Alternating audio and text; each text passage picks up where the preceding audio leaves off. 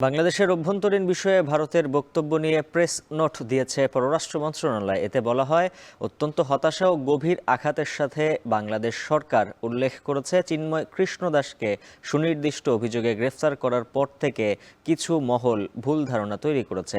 এই ধরনের ভিত্তিহীন বক্তব্য শুধু সত্যকে বিকৃত করে না, বরং দুই প্রতিবেশী দেশের মধ্যে বন্ধুত্ব ও বোঝাপড়ার চেতনার পরিপন্থী। প্রেস নোটে আরও বলা হয়, ভারতের বিবৃতিটি সকল ধর্মের জনগণের মধ্যে বিদ্যমান সম্প্রীতি এবং সরকার ও জনগণের প্রতিশ্রুতি এবং প্রচেষ্টাকে প্রতিফলিত করে না। দেশের বিচার বিভাগ সম্পূর্ণ স্বাধীন। বিচার বিভাগের কাজে হস্তক্ষেপ করে না সরকার। দেশে সাম্প্রদায়িক সম্প্রীতি সমুন্নত রাখতে বাংলাদেশ সরকার প্রতিশ্রুতিবদ্ধ বলেও উল্লেখ করা হয় প্রেস নোটে।